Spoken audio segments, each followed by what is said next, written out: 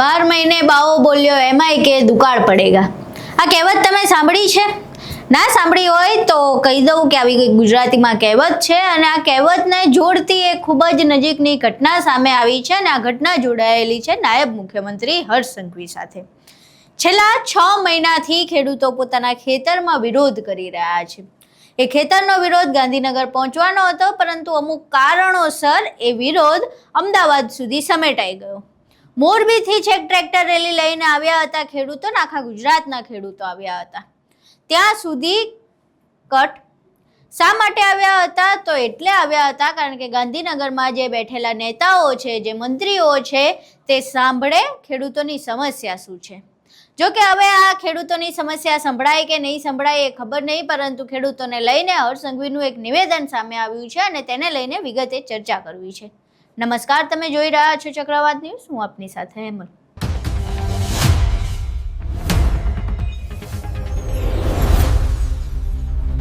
છેલ્લા 6 મહિનાથી આપણે ખેતરોમાં ખેડૂતોનો વિરોધ જોઈ રહ્યા છીએ।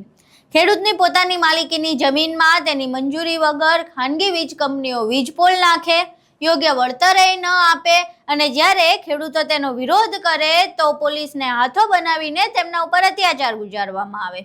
તેમને 45-50 ડિગ્રીના ધોમધકતા તાપમાં તેમના ખેતરમાંથી ઢસડવામાં આવે, લાઠીઓ વરસાવવામાં આવે, અટકાયતો કરવામાં આવે। આ બધી જ વસ્તુઓ આપણે અત્યાર સુધી જોતા હતા ને ત્યારબાદ ખેડૂત નેતા પાલ આંબલિયાએ 15 જૂનની ચીમકી આપી હતી કે જો 15 જૂન સુધીમાં આ સમસ્યાનું નિરાકરણ નહીં આવે તો ગાંધીનગર સુધી રેલો આવશે। જોકે આ રેલો ગાંધીનગર સુધી પહોંચી ન શક્યો। ટ્રેક્ટર રેલીનું આયોજન કરવામાં આવ્યું હતું। હજારો ટ્રેક્ટરો સાથે ખેડૂતો પહોંચ્યા હતા ગાંધીનગર જવા માટે। અમદાવાદથી આ યાત્રા શરૂ થઈ હતી, પરંતુ ટ્રેક્ટર ગાંધીનગર પહોંચી ન શક્યા અને ઓગણજ પાસે કોંગ્રેસની એક સભાએ સમેટાઈ ગયા।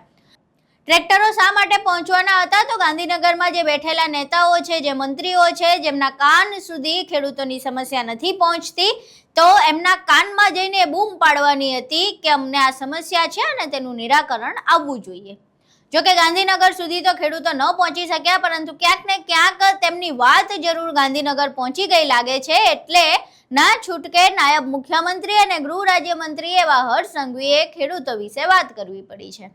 અહીં સાંભળીએ પહેલા કે હર્ષ સંઘવી ખેડૂતો વિશે શું વાત કહી રહ્યા છે અને શા માટે અમે પેલી કહેવત કોટ કરી હતી કે 12 મહિને બાવો બોલ્યો અને એમાંય કે દુકાળ પડેગા। ખેડૂત મિત્રોની વાતો હોય, હંમેશા ઉદાર મનથી લોકોના પ્રશ્નોને, સમસ્યાના નિકાલ કઈ રીતે લાવવા તે માટે એક શબ્દ બી બોલ્યા વગર ભૂતકાળના પ્રશ્ન હોય કે આજનો પ્રશ્ન હોય, ભૂતકાળની અંદર બી જેટલી સમસ્યાઓ આવી એ સમસ્યાઓના નિકાલ વગર બોલે એમને હંમેશા કર્યા છે કે આજની સમસ્યાઓ હોય કે આજના કોઈ બી પ્રશ્ન હોય, આદરણીય મુખ્યમંત્રી શ્રી હંમેશા આ બધા જ વિષયોને ધ્યાનમાં રાખી, ચિંતિત રહી, લાંબુ વિચારીને હંમેશા ખેડૂતો જોડે હોય કે યુવાઓ જોડે હોય કે મહિલાઓ જોડે હોય, રાજ્યના પ્રત્યેક નાગરિકો માટે હંમેશા એ સાચા અર્થમાં એક વાલી તરીકે, રાજ્યના મુખ્યમંત્રી તરીકે બધાના જ હિતમાં નિર્ણયો લેતા આવ્યા છે એવા આદરણીય મુખ્યમંત્રી શ્રી ભૂપેન્દ્રભાઈ। અહીં તમે હર્ષ સંઘવીને સાંભળ્યા। હવે તમે પણ અમારી જેમ એવી અપેક્ષા રાખી હશે કે હજારો ખેડૂતો જ્યારે ગાંધીનગર કૂચ કરવાના હોય ત્યારે તેમની સમસ્યાને લઈને વાત કરી હશે।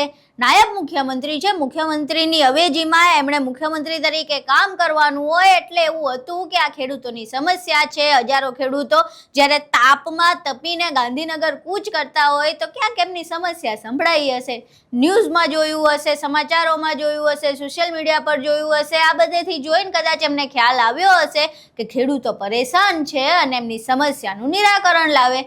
અમે પણ તમારી જેમ એવી જ અપેક્ષા રાખી હતી કે આવું કોઈ નિવેદન હશે, પરંતુ એવું નિવેદન સામે નથી આવ્યું। એના બદલે ફાંકા ફોજદારી કરવામાં આવી છે કે વગર બોલીએ મુખ્યમંત્રી શ્રી તમામ જે ખેડૂતોના પ્રશ્નો છે તેના નિરાકરણ લાવી દે છે। વગર બોલીએ શું ખરેખર વગર બોલીએ નિરાકરણ આવે છે? 6 મહિનાથી બૂમો પાડે છે ખેડૂતો, ઢસડાય છે પોતાના ખેતરમાંથી, આખરે ત્યાંથી પોતાના ખેતરમાંથી ગાંધીનગર સુધી આવવું પડ્યું ને એમાંય તમે ગાંધીનગર સુધી પહોંચવાય ના દીધા અને તમે એવું કહો છો વગર બોલીએ ખેડૂતોના કામ થાય છે। જરાક તો સમજી વિચારીને બોલતા હોય, જરાક તો તમને શરમ આવે કે નહીં કે તમે શું બોલી રહ્યા છો.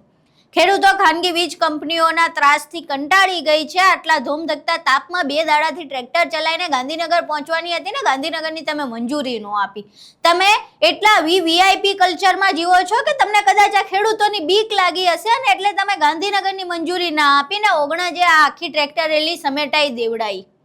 શા માટે ગાંધીનગરની મંજૂરી ના મળે ને શા માટે ખેડૂતો ગાંધીનગર સુધી ન પહોંચી શકે એ ખબર નથી પડી રહી કે આ જે નેતાઓ છે, જે એસી ચેમ્બરમાં બેસે છે ગાંધીનગરની અંદર, એમને ખેડૂતોને આટલી બીક શા માટે લાગે છે.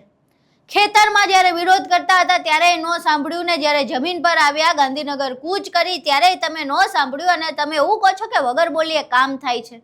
હવે તમારી જોડે આવી અપેક્ષા અમે તો નથી રાખી, તેમ છતાંય તમે આવું નિવેદન આપ્યું છે. સમાચાર જોતા હશો, સોશિયલ મીડિયા ઘુમેડતા હશો તો કદાચ તમને ખેડૂતોની આ સમસ્યા ક્યાંક સ્ક્રોલ કરતા કરતા મળી જાય તો જરા એ ખેડૂતની સમસ્યાનું નિરાકરણ લાવજો, કારણ કે ગાંધીનગર તો તમે પહોંચવા નથી દેતા.